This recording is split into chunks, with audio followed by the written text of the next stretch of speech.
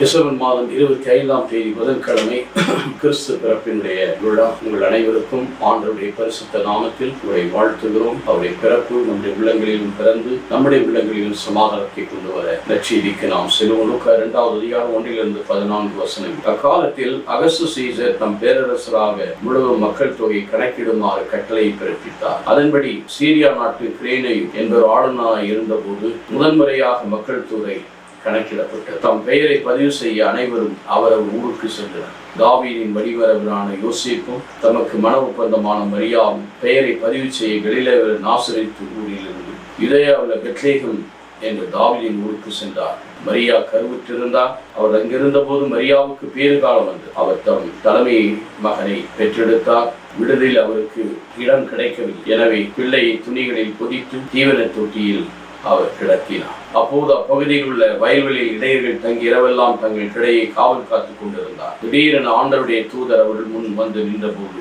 ஆண்டவருடைய மாட்சி அவர்களை சுற்றி சூழ்ந்தது. மிகுந்த அச்சம் அவர்களை ஆட்கொண்டது. வானதூதர்களிடம் அஞ்சாதீர்கள், இதோ எல்லா மக்களுக்கும் மாபெரும் மகிழ்ச்சியூட்ட நற்செய்தி உங்களுக்கு அறிவிக்கிறேன். இன்று ஆண்டவராகிய மெசியா என்னும் மீட்பர் உங்கள் தாவீதின் ஊரிலே பிறந்திருக்கிறார். குழந்தையை துணிகளில் சுற்றி தீவன தொட்டியில் கிடத்திருப்பதை காண்பீர்கள், இதுவே உங்களுக்கு அடையாளம் என்றார். உடனே விண்ணக தூதர் பேரணி அந்த தூதருடன் சேர்ந்து உன்னதத்தில் கடவுளுக்கு மாட்சிமையும் உலகில் அவர் தயவு பெற்றவருக்கு அமைதி உண்டாகும் என்று புகழ்ந்தது. இதுவே உங்களுக்கு அடையாளம். என்ன அடையாளம்? இந்த பல அடையாளங்கள் இருக்கின்றன. சைன் போஸ்ட் என்று சொல்லுகிறோம். மின்சாரம் இருக்கிற இடத்திலே பார்த்தீர்கள் என்றால் ஆங்கிலத்தில் டேஞ்சர் என்று எழுதுகிறான். ஆங்கிலம் தெரிந்தவர்கள் அதை பார்த்துக் கொள்கிறார். ஆங்கிலம் தெரியலன்னா அபாயம் என்று போல. இங்கிலீஷும் தெரியாது, தமிழும் தெரியாது என்றால் என்ன போடுகிறார்? மண்டை ஒரு 2 எலும்பு இப்படி கிராஸாக வைக்கிறார்.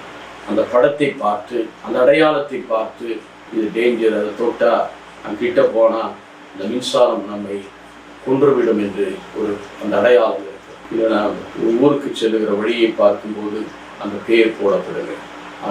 அந்த அடையாளம் வழிகாட்டுகிறதை தவிர அது அந்த ஊர் அல்ல. சென்னைக்கு செல்ல வேண்டும் என்று அம்புக்குறி போட்டு சென்னை வழி என்று சொல்லும்போது அவர் சென்னை ஆகிவிடார். இந்த வழியில் நாம் செல்ல வேண்டும். இது ஒரு அடையாளம். அதே போல இங்கே ஒரு அடையாளத்தை பற்றி சொல்லப்பட்டிருக்கிறது. லூக்கா 2வது அதிகாரம். குழந்தை துணிகளால் சுற்றி தீவன தொட்டியில் கிடத்திருப்பதை காண்பீர்கள், இதுவே உங்களுக்கு அடையாளம்.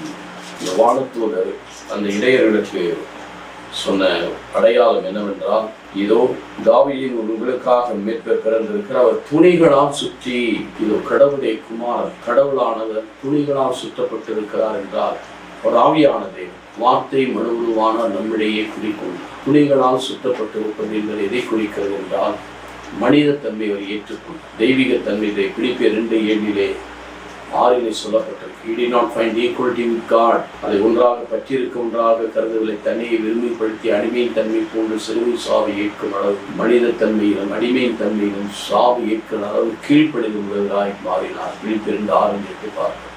ஆகவே துணிகளால் சுற்றப்பட்டு தேவன் துணிகளால் சுற்றப்பட்டிருக்கிறார். இது ஒரு நிலையில்தான் யோவான் நற்செய்தி 13வது அதிகாரத்திலே பார்க்கிறோம். யோவான் நற்செய்தி 13வது அதிகாரத்திலே தாம் தந்தையிடம் போக வேண்டிய நேரம் வந்த போது அவர் என்ன செய்தார்? தன்னுடைய மேலாடையை கலற்றுகிறார். மேலாடை என்பது அவர் போட்டிருந்த அந்த அங்கியை சொல்லுகிறார். அது தெய்வீகத்தன்மை கலற்றுகிறார். இடுப்பில் துண்டை கட்டி கொண்டார். மனிதத்தன்மையை அவர் ஏற்றுக்கொள்கிறார். அதே போலதான் ஊதாரி மைந்தன் வீட்டுக்கு திரும்பி அவனுக்கு முதல் தரமான ஆணை கொடுக்கப்பட்டார். எஸ்ஐயா 61:10 சொல்லப்பட்ட மீட்பின் ஆணை, நீதியின் வஸ்திரம். கடவுள் நமக்கு மனிதன் கொடுத்த நீதியின் வஸ்திரம். இதை மத்திய 22வது அதிகாரத்தில் கல்யாண வஸ்திரம் இல்லாமல் உள்ளே நுழைந்தவுடன் அவன் புறக்கணிக்கப்படுகிறார். ஆகவே குழந்தை துணிகளால் சுற்றப்பட்டு மனிதத்தன்மை ஏற்றுக்கொண்டார். Real man. அவர் மனிதனானார். வார்த்தை மனிதனானார். யோவான் 1:14. நம்மிடையே குடிக்கொண்டார். He dwelt among us. ஒரே மகன் என்ற முறையில் நான் பெற்றார். 2வது தீவன தொட்டி. அது ஆக்சுவலாக இந்த மாற்றுத்துவமாக இருப்பதால் ஆடுகளுக்காக மேஞ்சர் என்று ஆங்கிலத்தில் சொல்லப்படும் முன்னெட்டி என்று பழைய பைபிளில் போடப்பட்டிருக்கிறது. மாடுகளுக்கு தீவனம் வைப்பதற்காக அந்த இடம் உருவாக்கப்பட்டிருக்கு. குழந்தை தொட்டில், நாமெல்லாம் தொட்டில் என்று சொல்வோம், இல்லைன்னா ஒரு இதில் வைக்கிறோம். அவர் தொட்டிலே வைக்கப்பதற்கு அவர் பயன்படுத்தப்பட்ட இடம் தீவன தொட்டி. ஏனென்றால் பெத்லெகேம் என்றால் இல்லை பெத்லெகேத்துக்கு போனார். பெத்லெகேம் அப்ப வீடு. அவர் உணவாக வந்தார். வானின்று இறங்கி வந்தவர்கள் தீவனம் போடுகிற அந்த, ஏனென்றால் ஆடு மாடுகளுக்கு தீவனம் போடும்போது அதை இன்னும் சாப்பிட்டு கொள்ளும், கீழே இருக்கும்போது அவைகளை காலால் மிதித்து அதை அசிங்கப்படுத்தி விடுவதற்காக அந்த தீவிர தொட்டியை போடுவார். ஆகவே இந்த குழந்தையும் கூட துணிகளால் சுற்றப்பட்டு wrapped the clothes of humanity and kept on the manger, அந்த தீவிர தொட்டியில் கிடத்தியிருப்பதை காண்பீர்கள். You can see, இதுதான் தேவனுடைய குமார், மீட்பர் பிறந்து அவர்களுடைய அடையாளம். அவர் நமக்கு உணவாக இருக்கிறார். அதான் நானே வானின்று இறங்கி வந்தவனார், என் திசை மெய்யானவன், என் ரத்தம் மெய்யானவன், வார்த்தை உணவு, தாகமாயிருக்கும் தண்ணீர் என்னை வரட்டும், அவன் குடிக்க என் ஜீவ தண்ணீர் என்னுடைய உள்ளத்தில் ஆராய் பெருக்கெடுத்து ஒரு பரிசுத்த ஆவி குடிக்கிறார். இப்படி அவர் நமக்கு உணவாக இருக்கிறார். தான் எளிமையிலும் தூய்மையிலும் பரிசுத்தத்திலும் அந்த ஆடையை தரித்துக் கொண்டாலும் நமக்கு அந்த தீவிர தொட்டியில் எப்போதும் அன்றும் இன்றும் அது அடையாளம். திஸ் இஸ் சிம்பிள், அது ஒரு அடையாளம். இன்றைக்கு நமக்கு உணவாக இருக்கிறார். எனக்கருமையான மனிதனுக்கு இன்றைக்கு உடலுக்கு உணவு தேவை. அப்பமின்றி மத்திய 4 பார்த்தோம். Man does not live by bread. அப்பம் தேவை, ஆன்மீக உணவும் தேவை.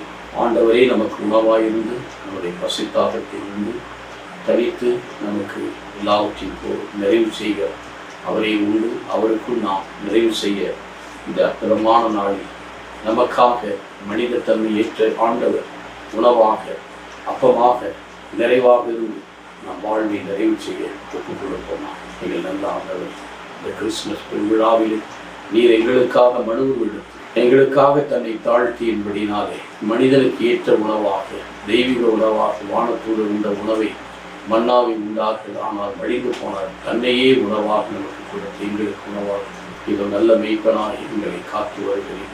தொடர்ந்து பசுமின் மேய்ச்சல் இழைப்பார், அமைதியான தண்ணீரண்டில் பரிசுத்தாவில் தாகம் தண்ணியை திரும்பி செய்யும் வழிநடத்தும் இயேசுடைய நாம் பிதா சுதன் பரிசுத்த ஆவியின் பெயராலே ஆமென்.